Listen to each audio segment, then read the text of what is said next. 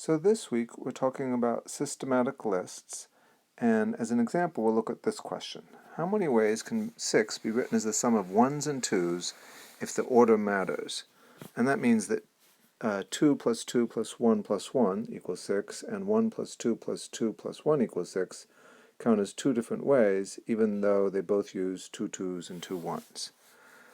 Now, there's multiple ways of making a systematic list to answer this question, but we'll look at one that's particularly convenient.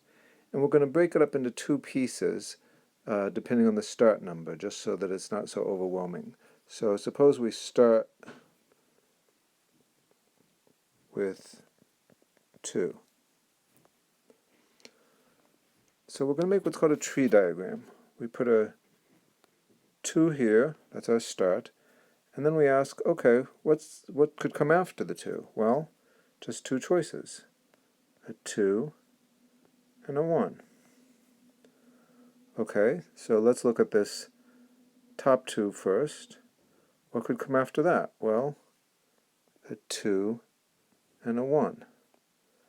Now, this 2, that's the end of our chain. 2 plus 2 plus 2 equals 6.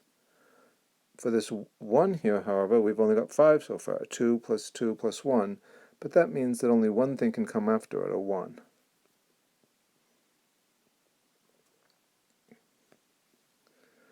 Now, what if after our first 2, our initial 2, we had gone to the 1?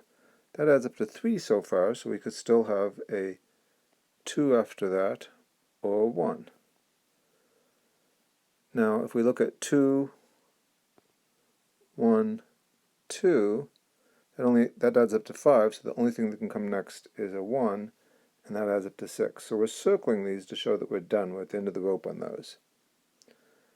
Down here, we have 2, 1, 1, that's 4, so after this could come 2, and then we're done. That adds up to 6. Or 1, but then the only thing that can come after it, since we have 5 now, isn't 1, so then we're done. So this is a good systematic way of seeing how many ways there are to get a sum to 6, starting with a 2. And to find out how many there are, we just count the circles. 1, 2, 3, 4, 5.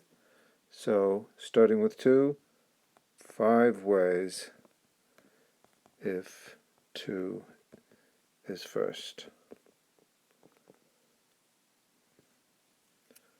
Okay, but there's no rule that says that 2 has to go first, so now let's see what would have happened if we'd started with a 1.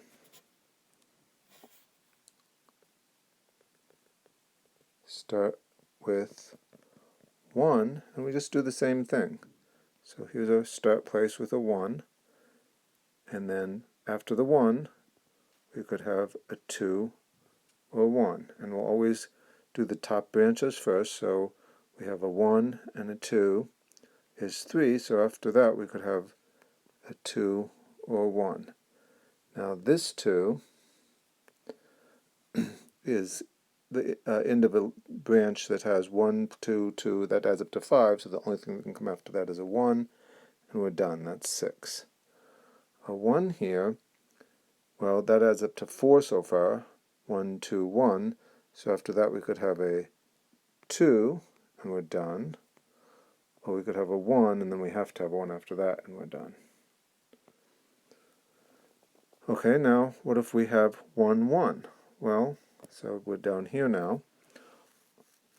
1, 1 adds up to 2, so we could have a 2 after that, or 1 after that. Now after this 2, here, we've added up to 4 so far, so we could still have a 2, and that adds up to 6, and we're done. Or we have a 1, now that adds up to 5, so another 1, and we're done. So now we're down to here. We have a 1 here, so that's 1, 1, 1, that's 3. So we could have a 2 or a 1 after this 1. And the 2 gives us a total of 5. 1, 2, 3, 4, 5. So the only thing that can come after that is a 1, and we're done. This 1 gives us 4, so after that we could have a 2 and we're done, or a 1, 1 and we're done. And now we count the number of ways where a 1 was the first number. 1, 2, 3, 4, 5, 6, 7, 8. 8 ways, starting with 1. And remember, there were 5 ways if we had started with a 2, so the total, 5 plus 8, 13 ways. That's the answer to our question.